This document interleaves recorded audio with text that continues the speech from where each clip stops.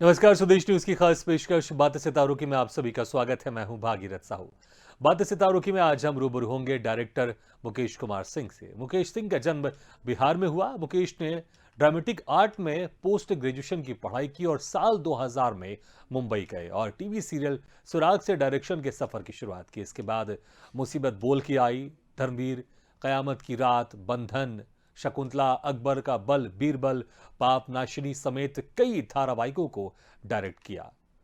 तो वहीं mythological serial Ramayan, Mahabharat, संकट मोचन, महाबली, हनुमान, मेरे साईं, तेनाली रामा, धर्म योद्धा गरुड़ के भी निर्देशक हैं। तो क्राइम शो अदालत को भी डायरेक्ट किया है। मुकेश कुमार सिंह ने फिल्म करी वेस्टर्न और बंबई बड के एसोसिएट प्रोड्यूसर भी हैं। तो short film Bruno, home sweet home और टीचर के राइटर भी हैं। तो आज हम इनसे रूबरू होंगे और जानेंगे इनके डायरेक्शन, राइटर और निर्माता बनने के सफर के बारे में। और इस वक्त हमारे साथ सीधे जुड़ गए हैं डायरेक्टर मुकेश कुमार सिंह। मुकेश जी, आपका बहुत बहुत स्वागत है स्वदेश न्यूज की खास पेशकश बातें सितारों की में। नमस्कार, सभी दर्शकों को मेरा अभिवादन। जी मुकेश जी, आपने डायरेक्शन से आपने शुरुआत की है। मुंबई जब आप गए थे, आप डायरेक्टर बनने गए थे। तो अक्सर जो शुरुआत में जब इस इंडस्ट्री में कोई जाना चाहता है तो वो एक्टर बनने की सोचता है, सिंगर बनने की सोचता है। बहुत ही कम लोगों को मैंने ऐसा देखा, वो ये सोचता है कि मुझे डायरेक्टर बनना है। वो बात अलग है कि कोई एक्टर बाद में जाके डायरेक्टर बन जाता है या मुंबई जाता है वो एक्टिंग करने के लिए, लेकिन वो डायरेक्शन की फील्ड में चले जाता है। तो आपके साथ कैसा था कि आप शुरू से ही आप डायरेक्शन का, आप डायरेक्टर बनना चाहते थे, आप डायरेक्शन बनना चाहते थे, या आपकी भी कुछ और ख्वाहिशें थी और डायरेक्टर बनना आपका इत्तेफाक हुआ? जी, मैं उन भाग्यशाली लोगों में से हूँ जो वही कर रहे हैं जो वो करना चाहते थे। जी। मैंने आपने बताया जैसा कि मैं थिएटर के बैकग्राउंड से हूँ हाँ। और थिएटर किया है मैंने। और थिएटर में ऑब्वियसली सबको सब कुछ करना था। मैं मेकअप भी करता था, स्टेज भी करता था, जी। बैक स्टेज भी, एक्टिंग भी, डायरेक्शन भी, सब कुछ। लेकिन मैंने वही पाया कि मैं अच्छा एक्टर नहीं हूँ। हम्म। मुझे का एहसास हो गया कि मैं अगर एक्टिंग करूंगा तो बहुत ही खराब एक्टिंग करूंगा। मेरे जो स्ट्रेंथ है, मेरे जो माइंड है, उससे तो मैं बहुत ही कम अभिनेता हूँ। जी। तो आपने उस वक्त ये सोचा कि मैं तो एक्टिंग दूसरे। इसीलिए मैंने निर्देशक बनने जी। कि मैं निर्देशक ही बेहतर हूँ। और शुरू से ही इनफैक्ट मतलब एक्सपीरियंस के लिए ही मैंने एक्टिंग किया था। एक्टिंग करना हाँ। मेरा कभी भी वैसे नहीं रहा। मैं शुरू से ही, मुझे लोगों को अपनी उंगली बजाना ज्यादा पसंद है क्योंकि किसी और के इशारे पे ना बजाए।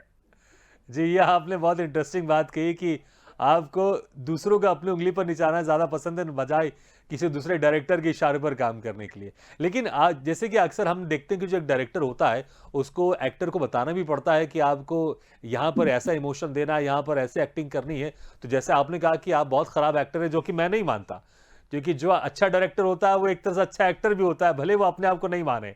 हाँ, वो बात अलग है कि आपने ये बेहतर सोचा कि मैं खुद एक्टिंग करने के बदले मैं दूसरों से एक्टिंग ज्यादा करवा सकता हूं, मैं ज्यादा बेहतर एक्टिंग करवा सकता हूं। क्या ये सोच थी आपकी उस वक्त? नहीं, मैं जेन्युइनली अगर मैं अपना अवलोकन करूँ तो मैं सचमुच खराब एक्टर था उस समय। अच्छा। अभी ऐसा लगता है कि अभी अगर मैं एक्टिंग करूं तो शायद थोड़ा बेहतर करूं, जी। क्योंकि अब अनुभव हो गया है। हाँ। देखिए, मैं एक बड़ा अच्छा उदाहरण आपको दूंगा कि हाँ। रमाकांत अचरेकर का नाम सभी जानते हैं, सचिन जी तेंदुलकर के गुरु बिल्कुल। थे। लेकिन वो सचिन तेंदुलकर नहीं थे। हाँ। वो चाहते तो भी नहीं बन पाते वो सचिन तेंदुलकर। जी। तो किसी और से एक्टिंग करवा लेना और खुद एक्टिंग करना दो अलग अलग चीजें हम्म। हैं। बिल्कुल, आपने जो जो जो उदाहरण दिया तो उससे इसलिए मैं कन्विंस हूं, मैं और उससे मैं मतलब कन्विंस दूसरों हूं, और से आपकी एक्टिंग इस बात को मैं मानता हूं कि जो आपने करवाने में बोला। एक्सपर्ट हूँ। और मैं फॉर्चुनेट हूँ, आपने मेरे साथ जितने भी एक्टर काम कर चुके हैं अगर उनसे बात हम्म। करेंगे तो लगभग सबने अपना बेस्ट काम मेरे साथ किया है। जी। तो मैं जिस काम में पारंगत हूँ मैं वही हम्म। करना चाहता हूँ। बिल्कुल। तो मुकेश जी, आपने ड्रामेटिक आर्ट्स में आपने पोस्ट ग्रेजुएशन की आपने पढ़ाई की, उसके बाद फिर आपने मुंबई का रुख किया। तो जब आप मुंबई जी गए आप थे तो जो शुरुआती दौर वहां अपना पर सवाल कैसा था? जी दोहराइए। जी मुकेश जी, जब आप मुंबई गए थे तो शुरुआती दौर वहां पर कैसा था आपका? और क्योंकि जो एक डायरेक्शन होता है, क्योंकि जो एक एक्टर होता है उसको पता है कहीं पर ऑडिशन चल रहा है और वहां जाकर वो ऑडिशन देना शुरू कर देता है, दूसरे या तीसरे दिन से ऑडिशन देना शुरू कर देता है। लेकिन डायरेक्शन की बात करें तो डायरेक्शन के लिए अगर कोई बंदा डायरेक्टर बनना चाहता है तो उसको फिर कैसे स्ट्रगल करना पड़ता है, कैसे वो जाके लोगों से मिलता है, क्या कुछ प्रोसेस रहता है, जरा हम ये जानना चाहेंगे शुरुआती दौर में कैसा था आपका मुंबई में स्ट्रगल?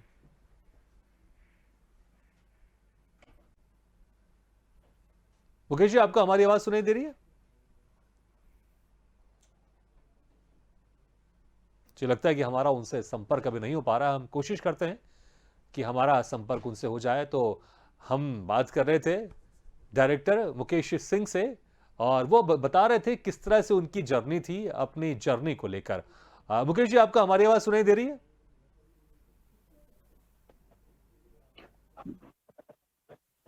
मिनट में खत्म हो।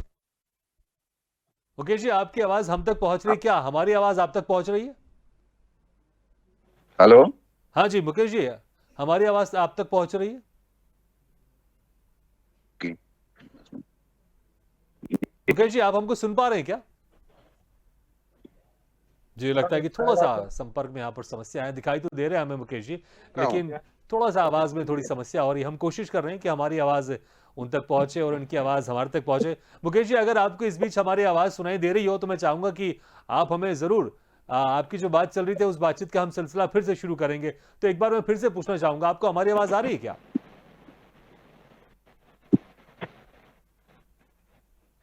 जी आपकी आवाज आ रही है। जी जी मुकेश जी।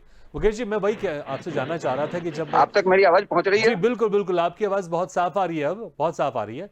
तो हम शुरू करते हैं बातचीत का सिलसिला, कंटिन्यू करते हैं इसको हम। जी मुकेश जी, जैसे एक एक्टर होता है वो जब मुंबई जाता है तो उसको पता है कि यहाँ पर ऑडिशन हो रहे हैं, उसको नहीं भी पता होता उसके साथ के लोग बता देते हैं कि यहाँ ऑडिशन हो रहे हैं, चले जाओ जाके ऑडिशन दे दो। ये एक कॉमन प्रोसेस सबको पता है। लेकिन अगर कोई एज ए डायरेक्टर बनना चाहता है तो किस तरह से फिर वो क्या, क्योंकि इस तरह का कोई ऑडिशन तो रहता नहीं है कि आप गए कैमरे के सामने आपने शुरू कर दिया। तो कैसे एक जो डायरेक्टर बनना चाहता है वो अपने आप को वहां जाकर उस जो एक लेन रहती है डायरेक्शन की उसमें शामिल होता है, कैसे वो लोगों तक पहुंचता है, कैसे वो कहता है कि मुझे भी डायरेक्शन करना है, और कैसे वो आपको मौका देता है?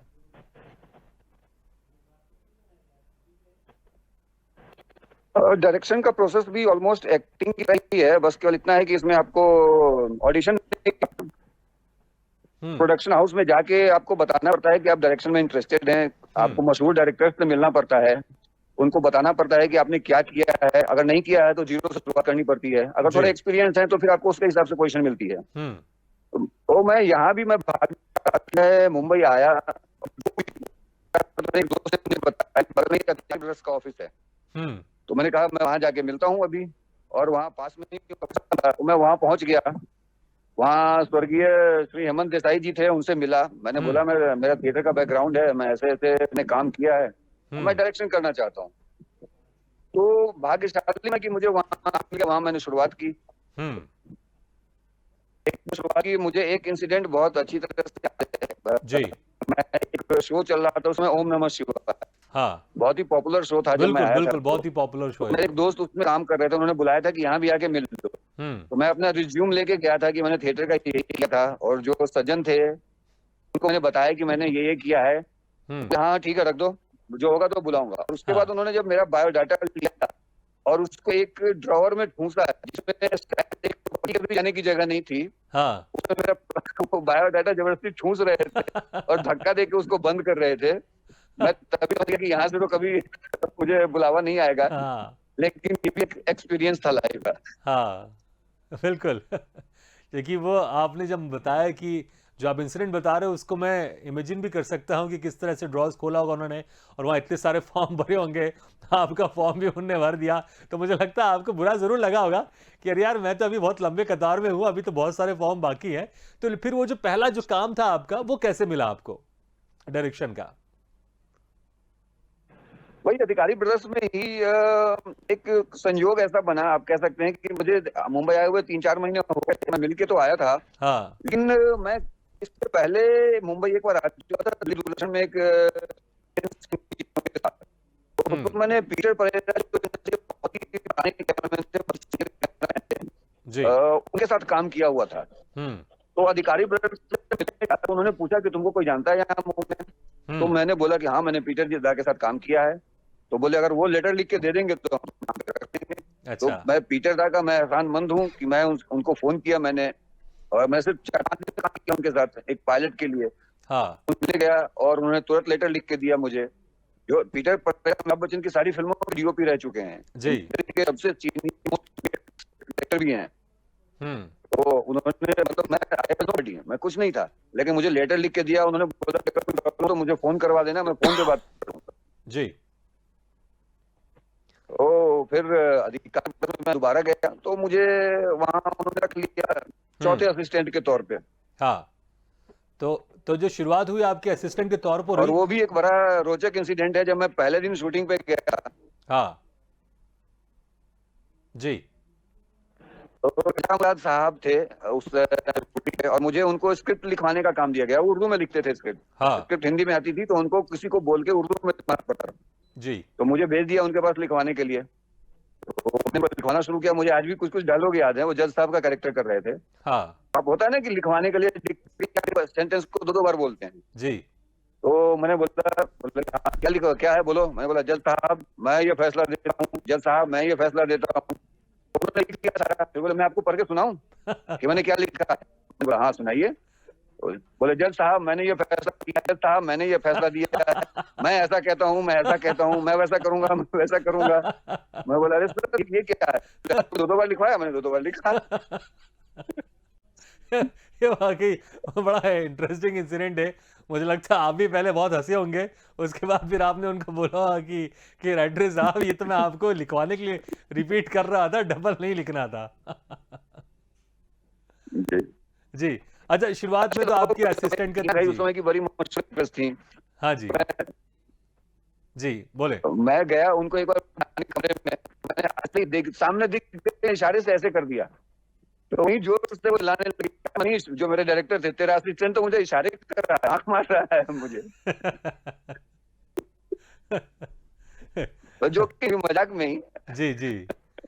नहीं, बिल्कुल हंसी मजाक तो होना चाहिए। इससे क्या जो माहौल रहता है शूटिंग में थोड़ा हल्का रहता है और बेहतर काम होता है। जी मुकेश जी, शुरुआत तो आपने असिस्टेंट के तौर पर की, तो जो पहला जो आपका टीवी सीरियल था जो, वो कौन सा था जिसमें आपने फुल फ्लैश, आप फ्रीलांसिंग उसमें आप एज ए डायरेक्टर थे और सब कुछ आप ही के निर्देशन में उसमें चीजें हो रही थी, वो कौन सा सीरियल था? सीन करना तो मैंने अधिकारी ब्रदर्स में ही शुरू किया। उसी में गौतम अधिकारी जो अब गुजर गए हैं, जो फिल्म इंडस्ट्री के, टीवी इंडस्ट्री के सबसे मशहूर निर्माता निर्देशकों में थे। टीवी जो आप देखते हैं वो उन्हीं का था, अधिकारी ब्रदर्स। उन्होंने ही शुरुआत की थी। और टीवी में मतलब सबसे ज्यादा एपिसोड डायरेक्ट करने का उनका Guinness book of world record में भी नाम है। कौन सा सीरियल था वो? तो उनकी सबसे बड़ी खासियत थी जो उनसे मैंने सीखा, जिंदगी भर मैं साथ रहेगा मेरे, कि जिस इंसान को खुद पे विश्वास होता है वही दूसरे पे भरोसा कर सकता है। बिल्कुल। मैंने चौथे सेट के को ज्वाइन किया था और 1 महीने के अंदर ही वो आए स्टूडियो में और बोला इसका नाम चीफ असिस्टेंट।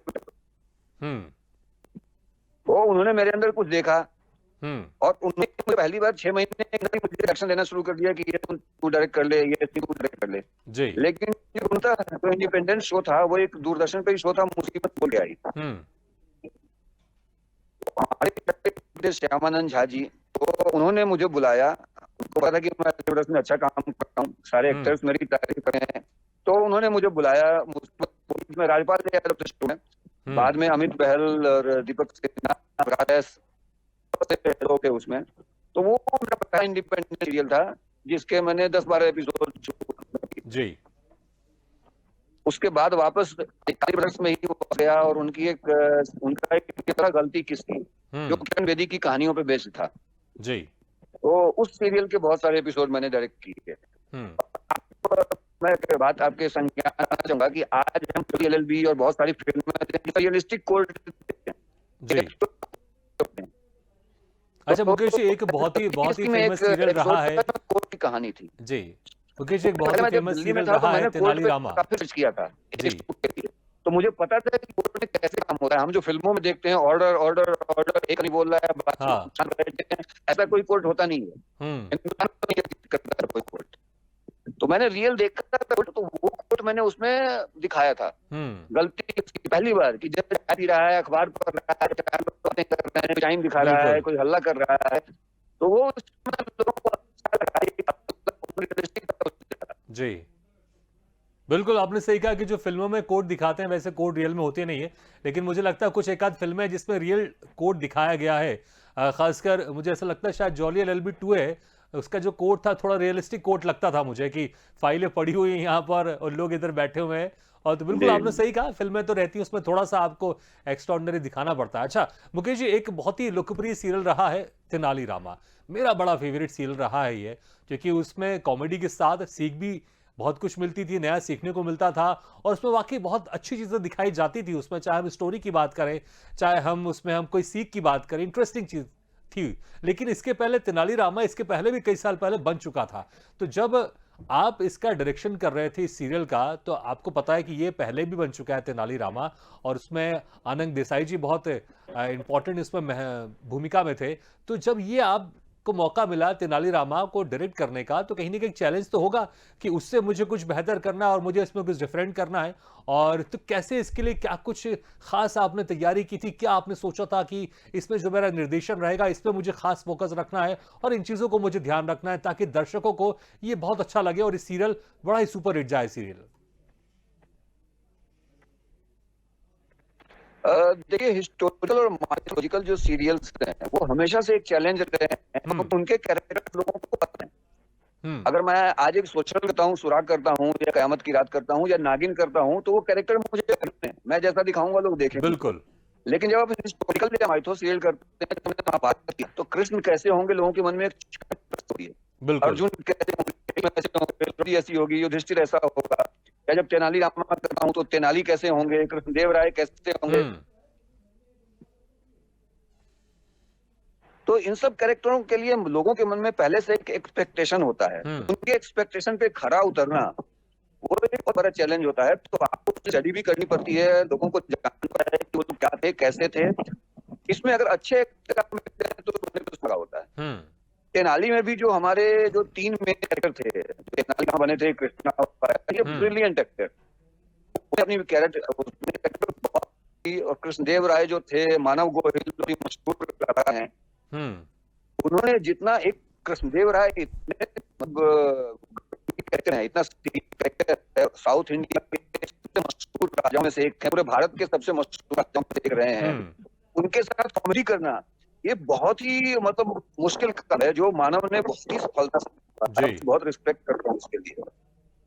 और उसमें जो विलन थे तथाचार्य, कहानी के हिसाब से विलन, ओरिजिनल कहानी में नहीं थे, पंकज बेदी, इन्होंने इतनी मेहनत की कि मेरा काम बहुत आसान हो गया। बिल्कुल, वाकई उनका जो किरदार था, हमारे प्रोग्राम में भी वो आए थे, शामिल हुए थे, उनका जो वाकई किरदार था बड़ा जबरदस्त किरदार था। मतलब मुझे बहुत ही मेरे फेवरेट किरदारों में से एक था, जिस तरह से वो अपने सर में उंगलियां फेर कर उसको वो एक अपना एक कैरेक्टर उसको निभाते थे, वाकई बड़ा खूबसूरत किरदार था ये। अच्छा लेकिन एक जरूर नाराजगी है मेरी, ये सीरियल अचानक यूं क्यों बंद हो गया? इतना फेवरेट सीरियल था, इतना अच्छा सब कुछ चल रहा था, अचानक ये सीरियल बंद क्यों हो गया ये? देखिए सीरियल ऑलरेडी 600 एपिसोड चल चुका था, तो अब कहानी बहुत ज्यादा बची नहीं थी, नई नई कहानियां गढ़ रहे थे। तो कई बार ऐसा होता है कि एक आता है जहां प्रोड्यूसर शो जो जिसने इतना रिस्पेक्ट अर्जित किया है, इसका सम्मान है, उसको जबरदस्ती खींच के खराब करने से यही महाभारत के साथ हुआ था। महाभारत भी हमने बहुत ही 261 एपिसोड में बंद कर दिया था, जब टीआरपी 4 थी जी, 5 में था शो, और इतना रिस्पेक्ट था, इतना लोग उसको पसंद करते थे। लेकिन वो कहते हैं कि अच्छे नो पे बंद कर दिया, तो आप पूछ रहे हैं कि क्यों बंद कर दिया। अगर हम उसको घसीटते भी दिखाते रहते तो आप कहते हैं कि भाई आचार्य बंद कर दो ना, क्यों रहे हो जी। नहीं लेकिन देखिए, मुझे इतना ज्यादा ज्ञान नहीं, लेकिन मैं जरूर कहना चाहूंगा कि जैसे आप भी डायरेक्टर हैं, तो इस तरह के जो सीरियल बड़े पॉपुलर होते हैं, अगर वो बंद हो तो हैप्पी एंडिंग के साथ बंद हो, उसका जो उसका जो आखिरी एपिसोड हो वो बड़े खुशनुमा हो, कि ऐसे जैसे फिल्में क्लोज होती हैं हैप्पी एंडिंग के साथ, उसमें सब कुछ अच्छा अच्छा दिखाई देता है। तो ऐसी मैं जरूर रिक्वेस्ट करना चाहूंगा, कभी कोई ऐसे लोकप्रिय सीरियल बंद हो तो आखिरी का एपिसोड लगे कि हाँ ये बंद हो गया है और अब इसके बाद ये नहीं आएगा, सब कुछ हो गया है, ऐसा कुछ हो तो मेरी एक रिक्वेस्ट है, कभी नेक्स्ट टाइम अगर आप करें और संभव हो तो उन चीज़ों को जरूर करें कि लास्ट एपिसोड सबको लगे कि ये लास्ट एपिसोड है और सब कुछ अच्छा हो गया है, ताकि जो दर्शक होते हैं उसके जो प्यार भरी नजरों से उसको देखते हैं, सीरियल को देखते हैं, इंतजार करते हैं सीरियल का, तो उनका अचानक से दिल ना टूटे कि उनका फेवरेट सीरियल कहां चले गया। अच्छा जी मुकेश जी, समय कम है, समय कम है, तो एक बहुत एक इंपॉर्टेंट मैं आपसे सवाल करना चाहूंगा। मैं अक्सर जो कास्टिंग काउच है उसके घेरे में डायरेक्टर अक्सर आते हैं। अभी जब मीटू का जो मामला उठा तो उसमें अक्सर डायरेक्टर फंसे हुए थे, और तो इसको लेकर आप क्या कहना चाहेंगे? क्या कभी कुछ, क्या चीज आपकी किस नजरिए से आप इसको देखते हैं? क्योंकि कास्टिंग काउच की हमने बात सुनी है तो ऐसा माना जाता है कि जो डायरेक्टर है वो कास्टिंग करने के तौर पर कास्टिंग काउच की बात करते हैं। ऐसी तमाम तरह के सवाल है जो डायरेक्टर के ऊपर उठते हैं, तो आप इस पर क्या कहना चाहेंगे आप?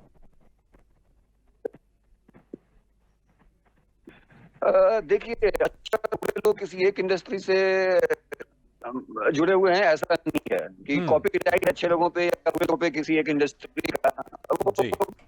लेकिन होता क्या है कि जो इंडस्ट्री हमेशा से लाइमलाइट में ज्यादा रही है, उसके बारे में ज्यादा है, उसके बारे में ज्यादा चर्चा होती है, लोग उसके बारे में ज्यादा सुनना चाहते हैं, उससे जुड़े हुए लोग सेलिब्रिटी कहे जाते हैं और क्या कर रहे हैं, कैसा कर रहे हैं, ज्यादा फोकस रहता है, इसलिए ज्यादा हाईलाइट हो गया। नहीं तो लोग हर जगह इंडस्ट्री में एक से एक अच्छे लोग हैं, एक से एक बुरे लोग हैं, तो उसको जनरलाइज करना मुझे लगता है कि नहीं होगा।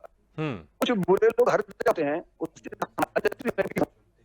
मेरा कभी कोई जो मेरे दोस्त हैं या हमने कभी सामने सुना नहीं। जी। और एक अच्छी बात और ये हो गई है कि अभी दारोमदार कास्टिंग डायरेक्टर नाम का एक नया पद क्रिएट किया गया है, उसके ऊपर हो गया है, तो डायरेक्टर के पास ऑलरेडी फिल्टर होगी चीजें पहुंचती हैं, तो उस पे ये इल्जाम लगने की भावना थोड़ी कम हो गई। नहीं बिल्कुल आपने सही किया, क्योंकि अक्सर यही है कि क्योंकि ये फील्ड है, लाइमलाइट रहती है अक्सर। ऐसा फिल्म ऐसा गलत लोग हर किसी के मजबूरी का फायदा उठाने वाले लोग हैं जो ऐसा चाहते हैं। फिल्म इंडस्ट्री में भी कुछ लोग होंगे, बस ये है कि क्योंकि वो लाइमलाइट में रहते हैं तो वो ज्यादा उनका नाम हो गया। बिल्कुल बिल्कुल आपने सही कहा कि ये जो फील्ड है लाइमलाइट में रहती है, लोगों की नजर में रहती है, अक्सर इस तरह की बातें आती हैं तो चीजें फिर सामने भी आती है। मुश्किल से बस 1 मिनट का हमारे पास समय, एक और मैं जो आपका जो एक दूसरा भी है, क्योंकि आप एसोसिएट प्रोड्यूसर भी रहे हैं वेस्टर्न, करी वेस्टर्न और बम्बई बर्ड का, तो और आप राइटर भी हैं, कुछ शॉर्ट फिल्में आपने लिखी भी आपने, तो इसके बारे में बस एक शॉर्ट में आप बताएं कि किस तरह की चीजें थी और डायरेक्शन के बाद एसोसिएट प्रोड्यूसर बनकर और राइटर बनके कैसा एक्सपीरियंस था आपका, शॉर्ट में बताइएगा। फिल्म 2008 में एक स्विस पार्टनर, ये भी बहुत इंटरेस्टिंग कहानी है कि मैंने पहली बार उनके साथ एज ए ट्रांसलेटर काम किया था। अच्छा। वहां से हमारी बन गई, उनको लगा कुछ है, वो सीनियर प्रोड्यूसर और डायरेक्टर हैं यूरोप के वहाँ, तो हमने 2008-9 में ही लगभग एक